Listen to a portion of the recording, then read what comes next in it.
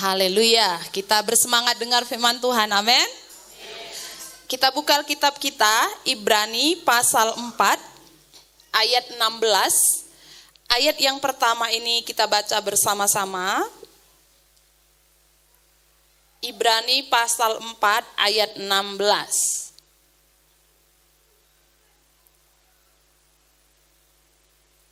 Ya, kita baca bersama 1, 2, 3. Sebab itu, marilah kita dengan penuh keberanian menghampiri tahta kasih karunia, supaya kita menerima rahmat dan menemukan kasih karunia untuk mendapat pertolongan kita pada waktunya. Sebab itu, marilah kita semua anak-anak Tuhan dengan penuh keberanian datang menghampiri tahta kasih karunia Tuhan. Marilah kita semua anak-anak Tuhan penuh keberanian datang berdoa kepada Tuhan. Tema firman Tuhan pagi hari ini berdoa. Apakah berdoa itu harus indah? Apakah berdoa itu harus merangkai kata-kata? Apakah berdoa itu harus panjang baru didengar Tuhan? Ternyata tidak. Bahkan Tuhan pernah berkata, janganlah berdoa bertele-tele. Walaupun ada orang yang memang sanggup berdoa 2 jam, sanggup berdoa 3 jam. Kalau di zaman awal-awal dulu, orang Pantekosta itu terkenal sekali dengan doanya. Sampai ada doa semalaman suntuk namanya. Saking lamanya sampai suntuk. Nggak tidur terus berdoa. Itu GPDI. Berdoa. Tapi ternyata itu bukanlah standar doa dijawab. Lalu apakah aku harus berdoa dengan indah? Bapak Ibu, doa itu bukan lomba. Doa itu bukan pertandingan. Kalau enggak indah, Tuhan enggak dengar, tidak. Ada orang, Tuhan.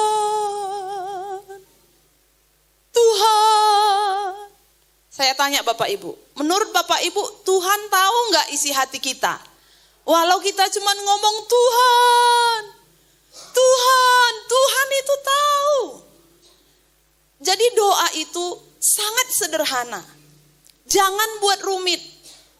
Doa itu simple, hanya butuh jujur dan tulus kepada Tuhan. Sudah. Kata-katanya ada orang bisa indah. Dia ambil ayat ini, dia satukan ayat ini, dia pakai kata-kata yang indah. Itu karunia dia. Nah, kalau saya nggak bisa berkata-kata indah, bagus susunannya, kadang belepotan, nggak bisa panjang dan lebar, itu tidak pernah menjadi sebuah kesalahan untuk berdoa di hadapan Tuhan. Satu kali saya diceritakan suami saya, ada seorang pelayan, dia bilang gini, ini lucu pelayan ini, dia bilang gitu. Kenapa? Saya bilang, kemarin waktu dia berdoa, kadang kan itulah kalau ada event, ada acara, kadang-kadang ada fotografer gitu kan. Kita lagi berdoa, kadang tanpa sadar ada tukang foto. Ya, jadi nampak gitu waktu diposting di media sosial, keren gitu ya. Makanya hati-hati kamu kalau ada tukang foto, lagi buka mata dorong penyembahan, kamu tak gini ya, langsung kelihatan ya kan. Nah, ini si ibu ini lagi mendoakan, lagi tumpang tangan di atas satu jemaat. Terus tukang foto datang, dia bilang, sini dulu foto katanya. Jadi pas dia tumbang tangan gitu, muka diatur sedemikian rupa, serius sekali. Baru ambil foto gitu. Saya bilang, lucu juga ya. Tapi ternyata sekarang dengan majunya zaman ada banyak sekali orang. Tadinya gak sungguh-sungguh, tapi waktu datang tukang foto langsung katanya. Entah di sini ada atau enggak tahu ya. Kadang-kadang kalau kami juga suka cek gitu di foto. Ini sungguh-sungguh ya dia berdoa waktu kita selesai ibadah gitu ya. Kami lihat dari situ. Tapi Tuhan sebenarnya enggak perlu bentuk yang seperti itu. Makanya kalau saya pribadi, saya berpikir orang yang benar-benar tulus berdoa, sungguh-sungguh berdoa, jujur berdoa, itu tidak ditemukan di gereja. tapi ditemukan di kamar saudara, di mana hanya saudara dengan Tuhan yang ada di sana. Di tempat tersembunyi, di mana gak ada orang yang lihat saudara, di mana gak ada yang foto saudara, gak ada yang tahu saudara berdoa, itulah doa yang sebenarnya. Karena di sana saudara lipat kaki, lipat tangan, tutup mata, dan hanya fokus sama Tuhan, sungguh-sungguh berdoa sama Tuhan. Itulah doa yang benar, sungguh-sungguh di hadapan Tuhan.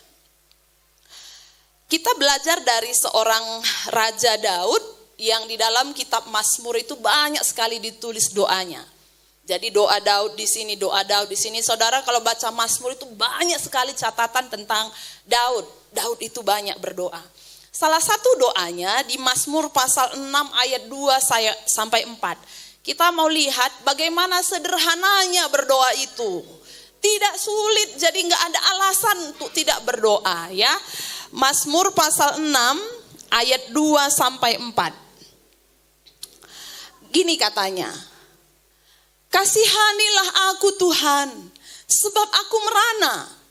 Sembuhkanlah aku sebab tulang-tulangku gemetar. Ayat 3. Dan jiwaku pun sangat terkejut, tetapi Engkau Tuhan berapa lama lagi? Saya coba baca bahasa Karo ya. Saya lihat terjemahannya di bahasa Karo. Kalau bahasa Karo itu sederhana sekali, dia bilang gini, dia katanya. Oh Tuhan, ulah tembehi dengan ulah salahi aku. Ulah hukum aku alu pernembehndu. Oh Tuhan, Engkau latih kelkuaka mekuah atendu min kempa aku, bereken gegeh man bangku, aku tuhu-tuhu Engkau latih. Seperti ngomong biasa ya Bapak Ibu. Ini orang Karo yang ngerti, maaf yang gak ngerti ya. Ini bahasa Karo dalam maksudnya. Tuhan aku benar-benar capek gitu kalau bahasa terjemahan bebasnya. Benar-benar capek Tuhan, dia bilang gitu. Berilah aku kekuatan, beremin aku gegeh, ngolatih kelkuakap. Adakah di sini yang sudah capek sekali, ngolatih kelakap dulu, berdoa seperti Daud.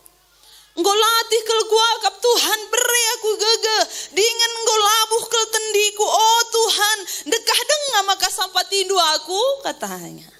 Masih lamakah pertolongan Tuhan datang? Seperti itu berdoa. Jadi kalau kita tidak berdoa, hanya seperti itu sederhananya, bagaimana kita mengikut Tuhan, mengiring Tuhan dalam pelayanan kita, ya? Ada satu ilustrasi, ada seorang anak bilang gini sama bapaknya.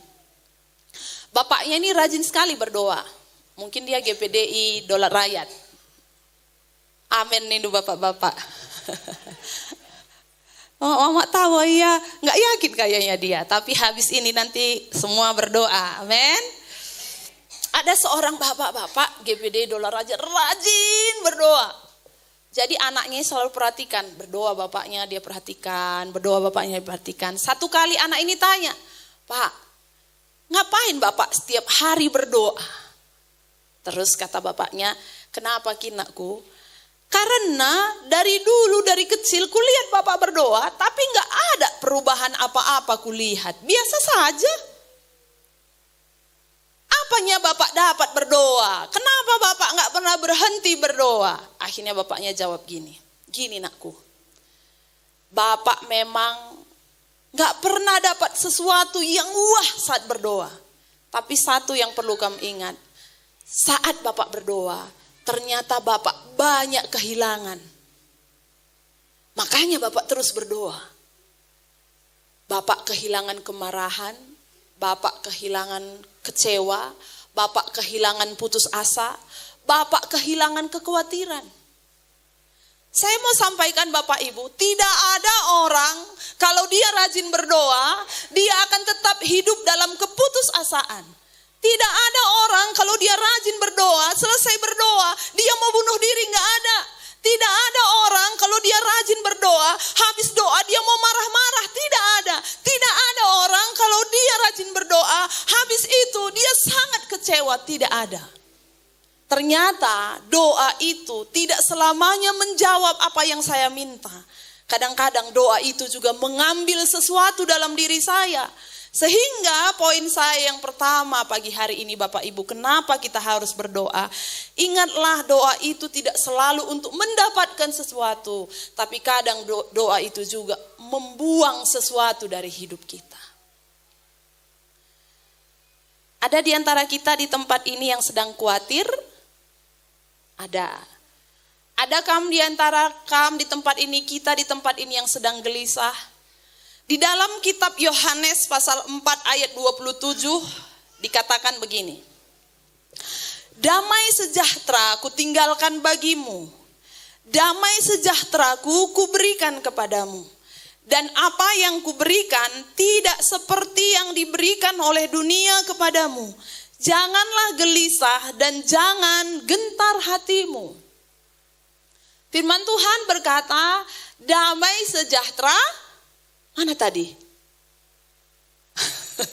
Damai sejahtera ku tinggalkan bagimu.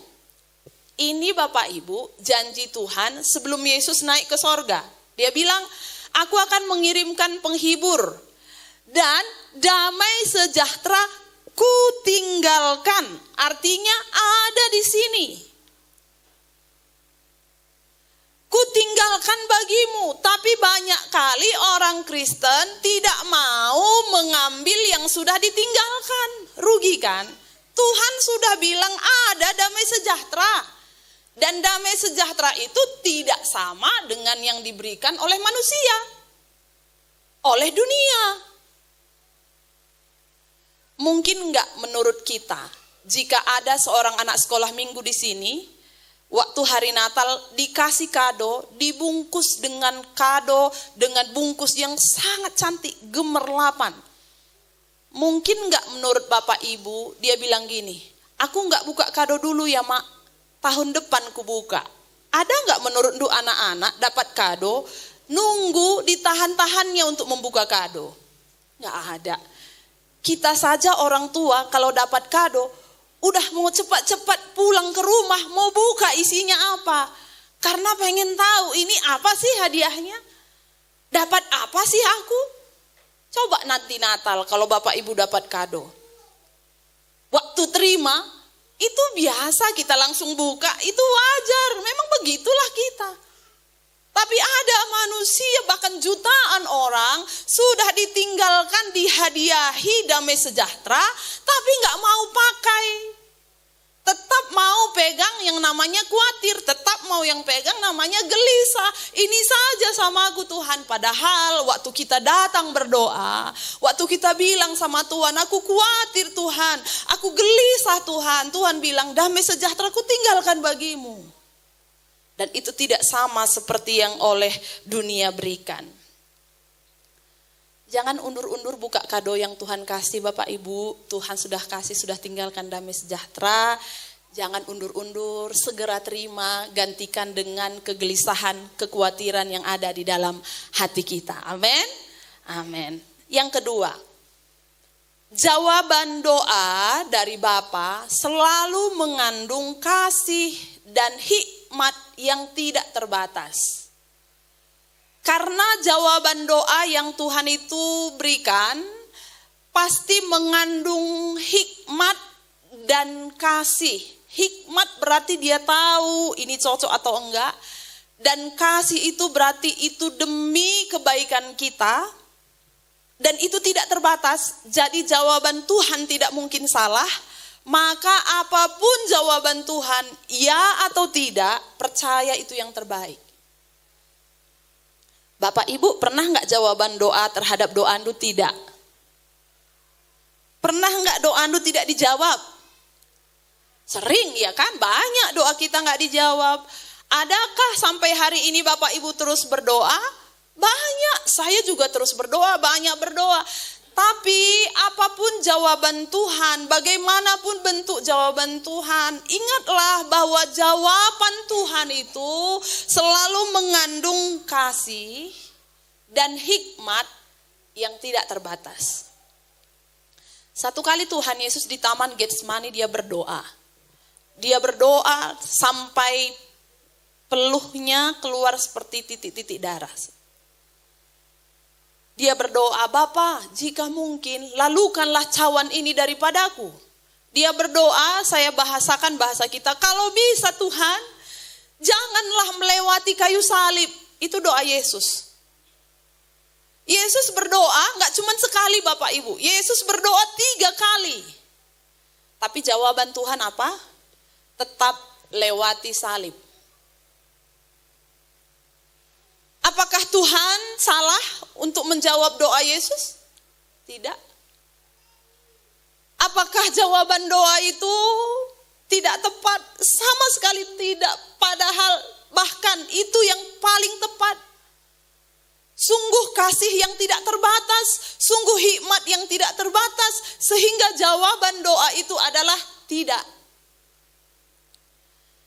Jadi kalau kita berdoa kepada Tuhan, ingatlah bahwa selalu apapun jawaban doa itu pasti dipenuhi dengan kasih Tuhan dan hikmat Tuhan yang tidak terbatas. Tuhan itu tidak akan pernah salah, karena kasihlah Dia menjawab sesuai dengan yang jawab dalam hidup kita. Karena hikmatlah yang tidak terbatas, Dia menjawab seperti jawaban yang Dia berikan kepada kita. Nah, yang ketiga, doa mampu membuka mata rohani. Ya, doa mampu membuka mata rohani. Kadang mata kita kan terbatas ya. Mata kita ini hanya bisa memandang, kalau dari sini saya hanya bisa memandang kepada kedainya Bastian. Lewat kedai itu saya udah gak lihat. Kita hanya terbatas memandang ke kanan udah tembok, kiri tembok. Sangat terbatas. Ya Bapak Ibu, sadari kita ini sangat terbatas. Penuh kelemahan, banyak kekurangan kita. Kadang Tuhan sudah menjawab doa, tapi kita perlu meminta supaya Tuhan juga memberikan kita kemampuan untuk tahu apa sih jawaban Tuhan. Saya kasih lagi ilustrasi ya. Ini tadi kan seorang bapak, ini seorang kakek. Ini pun jemaat GPD Dolar Rakyat. Karena ini baik, kalau nggak baik nggak Dolar Rakyat kita bikin contohnya. Jadi ada kakek yang rajin berdoa, setiap hari berdoa. Dia rajin membantu tetangga, saleh dia. Sama kepala desa pun dia sopan. Jadi semua kampung itu suka sekali sama kakek ini. Setiap malam bapak ini berdoa. Jadi seluruh kampung tahu si bapak itu pasti berdoa. Tapi satu malam hujan deras sekali. Hujan deras sekali sampai akhirnya kampung itu banjir. Jadi semua orang sibuk, ayo ngungsi ya. Tapi kakek ini tetap berdoa. Dia berdoa terus. Akhirnya kepala desa bilang, mana ini? Akhirnya dia ingat si kakek, karena kakek ini baik. Mana kakek ini? Masih berdoa Pak. Akhirnya cepat-cepatlah bapak ini hidupkan mobilnya. Dia cepat kendarai sampai ke rumahnya. Tin, kek. Apa kata kakek? Ayo kek keluar, sudah banjir. Gak usah, Tuhan pasti tolong aku, kata kakek ini. Akhirnya gak mau diajak pergi, ditinggalkanlah sama kepala desa dan semua mereka akhirnya mengungsi, pergi ke tempat yang lebih tinggi. Kakek ini terus berdoa. Akhirnya lama-lama hujan makin banyak, banjir makin tinggi. Akhirnya kakek ini harus naik lemari supaya bisa tidak tenggelam. Di atas lemari dia terus berdoa, Tuhan tolong aku. Akhirnya si kepala desa bilang, loh mana kakeknya belum datang juga. Karena sudah ada tim SAR datang bawa kapal karet itu, dia bilang, udah tolong dulu ke rumah kakek itu di sana, rumah kakek itu baik sekali. Itu suka menolong, tolong selamatkan dia. Akhirnya tim SAR itu pergi bawa kapal itu dan sampai di rumah dia gedor, kakek. Si kakek bilang, gak usah, nanti Tuhan pasti tolong aku, katanya. Pergilah kapal ini, gak mau juga dia naik. Setelah akhirnya air makin tinggi, kakek ini pun akhirnya harus naik atap. Karena makin tinggi ya, jangan kamu pikirkan bagaimana dia naik. Ya ini ilustrasi ini, aku hanya mengarang cerita ya. Gimana dia naik, kamu pikir pula ya. Entah gimana lah caranya, udah di atas atap dia.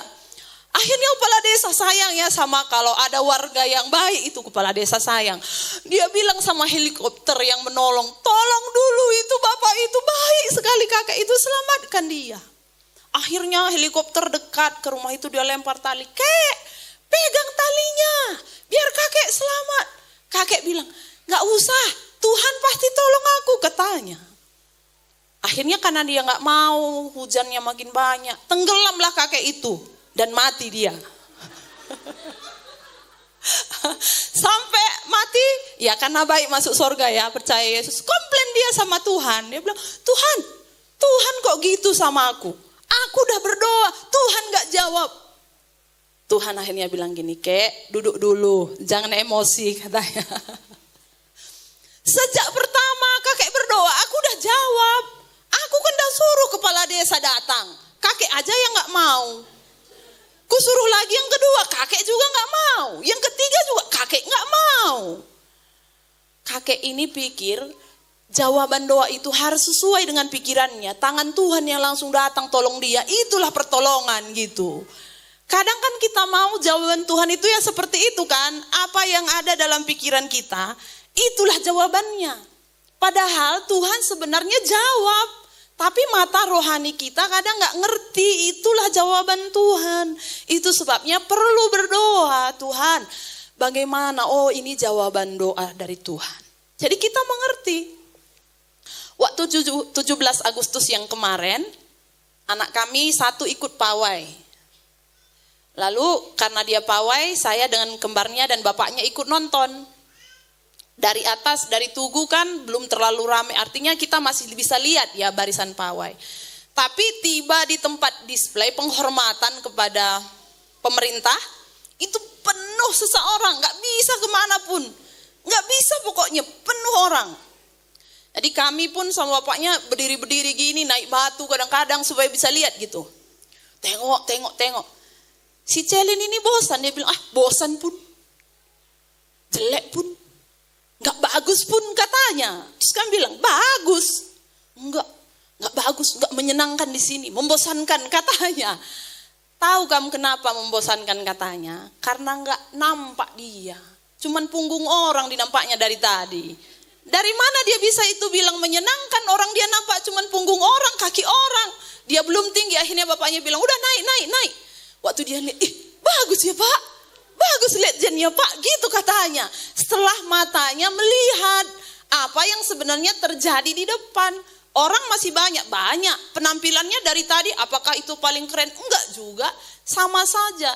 Cuman matanya yang belum melihat dari tadi apa yang sebenarnya terjadi. Perlu kita minta Tuhan untuk membuka mata rohani kita. Sehingga kita mengerti jawaban doa itu tidak selamanya harus seperti yang ada di konsep pikiran kita. Tidak selamanya kalau kita minta A, mutlak A, bentuknya harus seperti ini. Tuhan menjawab doa kita, kadang-kadang kita perlu mengerti seperti apa maksudnya Tuhan. 2 Raja-Raja pasal 6 ayat 14 sampai 17. Kita akan melihat bagaimana seorang nabi yang bernama Nabi Elisa. Nabi ini luar biasa ya. Saya ceritakan dulu, jadi Nabi Elisa ini adalah nabi yang punya penglihatan. Jadi bangsa Israel waktu itu punya musuh yang musuh negeri Aram namanya. Jadi orang Aram ini selalu punya rencana untuk menghadang Israel. Jadi dia bilang, dari tempat ini kita nanti lewat sama pasukannya, kata orang Aram. Dari sini kita lewat, kita hadang Israel dari sini. Tapi setiap kali mereka buat rencana, Nabi ini tahu. Jadi dia bilang sama Israel, jangan lewat situ ya. Musuh kita orang Aram atur rencana, dari situ dia lewat. Besoknya orang Aram ganti lagi strategi. Lewat Sugihan besok, jangan lewat Sampun. Akhirnya Nabi ini tahu juga, jangan lewat Sugihan, lewat Sampun saja katanya sama Israel. Jadi gak pernah orang Aram ini bisa mengalahkan Israel. Akhirnya Raja Aram ini murka. Siapa di antara kalian yang selama ini jadi mata-mata? Kok tahu orang Israel itu semua strategi kita? Akhirnya punya selidik, mereka tahu akhirnya. Oh iya Raja, ada di sana hamba Tuhan namanya Nabi Elisa. Dialah yang tahu semua yang kita bicarakan. Dia tahu semua taktik kita. Karena itu Raja Aram bilang sama pasukannya, pergi ke rumah Nabi itu, tangkap Nabi itu. Ayat 14 ya, saya baca ya, 2 Raja 6:14. Maka dikirimnyalah ke sana kuda serta kereta dan tentara yang besar. Yang mau ditangkap satu, tapi lihat yang menangkapnya banyak sekali. Sampai mereka pada waktu malam lalu mengepung kota itu. Kota itu pun sampai dikepung ya. Ketika ayat 15, pelayan abdi Allah bangun pagi-pagi dan pergi keluar, maka tampaklah suatu tentara dengan kuda dan kereta ada di sekeliling kota itu. Lalu berkatalah bujangnya itu kepadanya, celaka tuanku, apakah yang akan kita perbuat? Jadi ada pelayannya bernama Gehasi, waktu dia buka pintu, dia lihat ada banyak tentara, dia bilang, celaka tuanku, apa yang akan kita perbuat? Ayat 16, jawab Elisa, jangan takut, sebab lebih banyak yang menyertai kita daripada yang menyertai mereka. Ayat 17, lalu berdoalah Elisa, ya Tuhan, bukalah kiranya matanya supaya ia melihat. Maka Tuhan membuka mata bujang itu sehingga ia melihat. Tampaklah gunung itu penuh dengan kuda dan kereta berapi di sekeliling Elisa. Ternyata perlu membuka mata rohani. Perlu kita minta Tuhan buka mata kita yang terbatas ini. Supaya melihat kuasanya yang tidak terbatas. Gehasi tadi begitu takut, dia bilang ada banyak pasukan-pasukan di sini. Tapi waktu Elisa berdoa, bukalah matanya Tuhan. Akhirnya Gehasi dibukakan Tuhan matanya dan dia melihat ternyata lebih banyak daripada musuh itu. Tuhan menyediakan pasukan-pasukan, menyediakan kereta berapi, menyediakan pertolongan. Dari mana dia bisa mengalami dan melihat ketika Tuhan membukakan mata rohaninya. Bagaimana supaya kita bisa terbuka mata rohani kita? Banyaklah berdoa. Saya rindu Bapak Ibu setelah pulang dari tempat ini, setiap kita masing-masing kita sudah punya jam doa. Jam doa tidak hanya di gereja ini. Seperti yang saya bilang justru lebih penting di rumah saudara. Berdoa di tempat kita masing-masing. Doa tidak perlu panjang dan lebar, indah-indah dan lain sebagainya. Berdoa itu hanya butuh tulus dan jujur di hadapan Tuhan, sederhana sekali. Dan saya sangat yakin orang yang berdoa pasti hidupnya lebih tenang. Orang yang berdoa, hidupnya pasti damai sejahtera. Orang yang berdoa, dia pasti selalu punya pengharapan. Doa adalah kekuatan kita. Tetaplah berdoa, kata firman Tuhan. Sekarang banyak orang mengeluh mengikut Tuhan sulit. Mengikut Tuhan tidak sama seperti dulu lagi. Yang berubah bukan Tuhan. Yang berubah adalah kita sering memangkas hubungan kita dengan Tuhan. Kita sering memotong bagian yang harusnya persembahkan kepada Tuhan. Kita sering mengurangi waktu kita bersekutu dengan Tuhan. Hari ini kasih Tuhan disampaikan bagi kita semua. Perbaiki lagi jam doa kita. Datanglah terus berdoa kepada Tuhan. Percaya hikmat dan kuasanya itu tidak terbatas. Dia akan menjawab segala kebutuhan keperluan kita.